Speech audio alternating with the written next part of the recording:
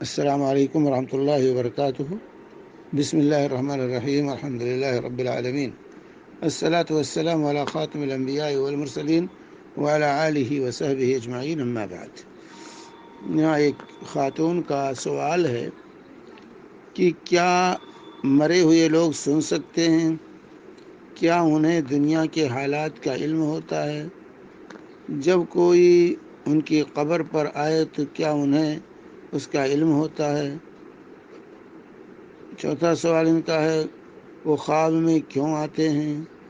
Number 5، کیا کسی کو مرنے سے پہلے موت کا پتہ چل جاتا ہے؟ جیسے کچھ لوگوں کی باتوں سے پتہ چلتا ہے کہ انہیں اندازہ تھا کہ ان کی موت آنے والی۔ دیکھیے، اس سلسلے میں آپ کے یہاں 5 سوالات۔ پہلے 3 سوالات جو آپ کے ہیں کہ کیا مرے ہوئے لوگ سن سکتے ہیں؟ کیا انہیں دنیا کے حالات کا علم ہوتا ہے؟ جب کوئی ان کی قبر پر آئے تو کیا انہیں اس کا علم ہوتا ہے؟ سوال اول یہاں یہ پیدا ہوتا ہے ان 3 سوالات کے ضمن میں کہ موت کسے کہتے ہیں؟ مرنے کے بعد زندہ اور مردہ میں کیا فرق ہے؟ اگر مرنے کے بعد بھی یہ تمام قوتیں کام کرتی ہیں، سننے کی، دیکھنے کی، احساس کرنے کی، محسوس کرنے کی، تو پھر اسے کیوں دفن کیا جاتا ہے؟ اسے مردہ کس بنیاد پر کہا جاتا ہے؟ جب زندہ کی تمام صلاحیتیں اس کے ہاں موجود ہیں، سننے کی بھی، پہچاننے کی بھی، محسوس کرنے کی بھی تمام صلاحیتیں اس کے پاس موجود ہیں، تو اسے دفن کیوں کیا جاتا ہے؟ بھائی میت موجود ہے آپ کے گھر میں، آپ اسے پوچھیے کہ آپ کی بات وہ سنتا ہے، آپ کے وجود کو وہ محسوس کرتا ہے، سنتا ہے وہ آپ کی بات۔ پھر کیسے جائز ہوگا کہ لے جا کے اس کو مٹی کے نیچے دبا دیں ایک سننے والے، محسوس کرنے والے شخص کو؟ حالانکہ قرآن صاف طور سے اس کی وضاحت کرتا ہے۔ سورہ النمل آیت نمبر 80 میں اللہ تعالیٰ فرماتا ہے إِنَّكَ لَا تُسْمِعُ الْمَوْتَ وَلَا تُسْمِعُ الصُّمَّ الدُّعَاءَ إِذَا وَلَّوْا مُدْبِرِينَ، کہ نبی آپ مردوں کو نہیں سنا سکتے اور بہروں کو بھی آپ نہیں سنا سکتے جب وہ منہ پھیر کر بھاگنا چاہیں۔ تو یہ آیت بتلا رہی ہے إِنَّكَ لَا تُسْمِعُ، نبی آپ مردوں کو نہیں سنا سکتے، یہ مردے سنتے نہیں۔ اسی سورہ فاتحہ آیت نمبر 22 میں اللہ نے فرمایا وَمَا أَنْتَ بِمُسْمِعٍ مَّن فِي الْقُبُورِ، اے نبی آپ قبر میں جو جا چکے ہیں ان کو سنانے والے نہیں ہیں۔ اور اس سے پہلے اللہ تعالیٰ نے اس آیت میں سورہ فاتر میں بیان فرمایا وَمَا يَسْتَوِي الْأَعْمَى وَالْبَصِيرُ، اندھے اور بینا، اندھا اور بینا برابر نہیں ہو سکتے۔ وَلَا الظُّلُمَاتُ وَلَا النُّورُ، تاریکی اور روشنی برابر نہیں۔ وَلَا الظِّلُّ وَالْحَرُورُ، سایہ اور دھوپ برابر نہیں۔ وَمَا يَسْتَوِي الْأَحْيَاءُ وَالْأَمْوَاتُ، زندے اور مردے برابر نہیں۔ تو یہ زندہ اور مردہ برابر نہیں، سایہ دھوپ برابر نہیں، تاریکی اور روشنی برابر نہیں، اندھے اور بینے برابر نہیں۔ اور اس کے بعد فرمایا ان اللہ یسمع من یشاء، اللہ جس کو چاہتا سناتا۔ وما انت بمسمع من فی القبور، آپ جو قبر میں جا چکے ہیں ان کو سنانے والے نہیں۔ ان انت الا نذیر، آپ تو ایک ڈرانے والے ہیں۔ سورہ فاتر آیت نمبر 19-23 پڑھ جائیے۔ یہ تفریق اللہ نے والی، زندہ اور مردہ میں فرق ہے، دونوں برابر نہیں ہو سکتے۔ تو اگر مردے سنتے، محسوس کرتے، حالات کا ان کو علم ہوتا تو پھر انہیں دفن کیوں کیا گیا؟ بھائی ان کو مردہ کیوں کہا گیا؟ اس لیے مردے اصلا نہیں سنتے، مردے سنتے نہیں ہیں۔ اللہ جب چاہے جس کو چاہے سنا دے، اللہ پتھر کو بھی قوت گویائی دے دے، اللہ جو ہے کسی کو بھی اندھے کو بھی بینا بنا دے، اللہ کے اختیار میں ہے۔ اللہ ہر چیز پر قادر، ان اللہ علی کل شیء قدیر، جب چاہے اللہ تعالیٰ سنا دے، مردے کو بھی اللہ سنا سکتا ہے۔ لیکن اصل کیا ہے، مردے سنتے نہیں. اسی لیے تو جب غزوہ بدر کے موقع پر اللہ کے رسول صلی اللہ علیہ وآلہ وسلم نے جب مقتولین کو، کفار کے مقتولین کو جو ہے کنویں میں ڈالا، تو اس کے بعد اللہ کے جو ہے نے ان کو خطاب کرتے ہوئے کہا حل وجدتم ما وعد ربکم حقا فقد وجدنا ما وعدنا ربنا حقا. کیا تم سے تمہارے رب نے جو وعدہ کیا تھا حق پایا؟ ہم سے ہمارے رب نے جو وعدہ کیا تھا ہم نے حق پا لیا.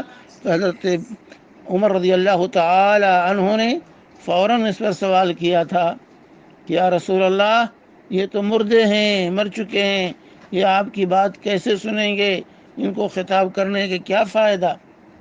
حضرت عمر کا یہ کہنا، یہ سوال کرنا، یہ اس بات کی دلیل ہے کہ اللہ کے رسول صلی اللہ علیہ وسلم نے صحابہ کو جو عقیدہ سکھایا تھا وہ یہی تھا کہ مردے سنتے نہیں ہیں. اسی لیے حضرت عمر نے یہ سوال اٹھایا تھا. اگر اللہ کے نبی صلی اللہ علیہ وسلم نے یہ تعلیم دی ہوتی کہ مرنے کے بعد بھی لوگ سنتے ہیں، محسوس کرتے ہیں، تو کبھی بھی حضرت عمر رضی اللہ تعالی عنہ اعتراض نہ کرتے، یہ سوال نہ کرتے. حضرت عمر کا سوال کرنا یہ اس بات کی دلیل ہے کہ اللہ کے رسول صلی اللہ علیہ وسلم نے انہیں یہی عقیدہ سکھایا تھا کہ مردے سنتے نہیں ہیں. اسی لیے حضرت عمر کو تعجب ہوا آپ کے خطاب کی وجہ سے، اور انہوں نے سوال کیا.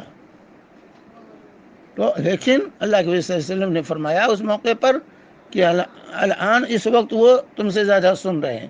یعنی اللہ تعالیٰ نے اس وقت اپنے نبی کی بات ان کو سنا دی تاکہ ان کی ذلت میں، ان کی رسوائی میں، ان کی حسرت میں اضافہ ہو جائے. یہ معاملہ تھا. تو مردے حقیقت میں نہ سنتے ہیں نہ محسوس کرتے ہیں. اگر وہ سنتے، محسوس کرتے، ان کو علم ہوتا ان کی قبر پر کون آ رہا ہے، کون زیارت کر رہا ہے، تو پھر ان کو مردہ نہ کہا جاتا. یہ تو زندوں کی چیز، یہ تو زندوں کی چیز ہے. چنانچہ اللہ تعالیٰ فرماتا ہے سورہ الانعام آیت نمبر 36 میں انما یستجیب الذین یسمعون، کہ جو لوگ سنتے ہیں وہ جواب دیتے ہیں، جو سنتے ہیں وہ جواب دیتے ہیں. والموت یبعثهم اللہ ثم الیہ یرجعون، اور مردوں کو تو اللہ تعالیٰ جب چاہے گا وہ مردے ہیں، جب چاہے گا اللہ اٹھائے گا، پھر اللہ کی طرف وہ لوٹائے جائیں گے. تو یہاں بتا دیا کہ جو ہے اگر وہ سنتے ہوتے تو جواب دیتے، وہ سنتے نہیں اس لیے جواب نہیں دے سکتے مردے. انما یستجیب الذین یسمعون، جواب کون دیتا ہے؟ جو سنتا ہو. چونکہ مردے نہیں سنتے ہیں اس لیے وہ جواب نہیں دیتے ہیں. تو مردے حقیقت میں نہ سنتے ہیں نہ محسوس کرتے ہیں. یہ تمام چیزیں جو ہے قرآن نے واضح طور سے بیان کر دیا ہے. اب چوتھا سوال ان کا یہ ہے کہ وہ خواب میں کیوں آتے ہیں؟ خواب میں کیوں آتے ہیں؟ یہ خواب کا معاملہ دوسری دنیا، خواب کی دنیا یہ دوسری دنیا، الگ عالم ہے. جو ہے یہ ارواح کا معاملہ ہوتا ہے، اور وہ کیسے ہوتا ہے اللہ عالم بالصواب. اس کی تفصیلات ہم نہیں بیان کر سکتے، جو ہے اس کی تفصیلات اللہ تبارک تعالیٰ کو معلوم. اللہ تبارک تعالیٰ وہ ایسے مناظر خواب میں دکھا دیتا ہے جس کو کبھی انسان نے دیکھا ہی نہیں، جس کا کبھی مشاہدہ ہی نہیں کیا. تو خواب کا معاملہ یہ اللہ کا معاملہ ہے. اس لیے اس کو جو ہے اس پر قیاس، خواب پر قیاس نہیں کیا جا سکتا کہ خواب میں دیکھتے ہیں تو جو ہے جو خواب میں آتے ہیں اس لیے مطلب وہ زندہ ہیں اور وہ دنیا میں بھی آتے جاتے رہتے ہیں اور وہ ہماری باتیں سنتے ہیں. نہیں، یہ معاملہ اللہ کا معاملہ، خواب الگ دنیا ہے، اس پر جو ہے قیاس نہیں کیا جا سکتا. آخری سوال جو ہے کیا کسی کے مرنے سے پہلے موت کا پتہ چل جاتا ہے؟ دیکھیے ما تدری نفس بأی ارض وما تدری نفس بأی ارض تموت، کوئی نہیں جانتا کب اور کہاں مرے گا. یہ تو اطلاع کسی کو نہیں ہوتی. یہ اطلاع حقیقت میں موت کب آئے گی، کہاں آئے گی، کیسے آئے گی، کسی کو پتہ نہیں ہوتا اس کا. لیکن بعض حضرات کو حالات سے ایک اندازہ، علم نہیں، ایک اندازہ ہوتا کہ ہمارا آخری وقت، ہمارا آخری ہو، خاص طور سے اس وقت جب وہ فرشتوں کا مشاہدہ کرتا ہے. جب فرشتوں کا مشاہدہ کر لیتا ہے تو اس کو اندازہ ہو جاتا ہے کہ اب میں اس دنیا سے جانے کا میرا بلاوا آ گیا. جاکنی کے وقت جب فرشتوں کا وہ مشاہدہ کرتا ہے تو بہرحال ایک اندازہ ہوتا ہے انسان کا، اس کو یقینی علم نہیں کہہ سکتے، لیکن جب جاکنی کا وقت ہوتا ہے، فرشتوں کا انسان مشاہدہ کر لیتا ہے اور فرشتے کفن لے کر اس کے سامنے بیٹھے ہوئے ہوتے ہیں تو اس کو پتہ چل جاتا ہے کہ اب مجھے اس دنیا سے جانا ہے. من احب لقاء اللہ احب اللہ لقاءہ ومن کرہ لقاء اللہ کرہ اللہ لقاءہ.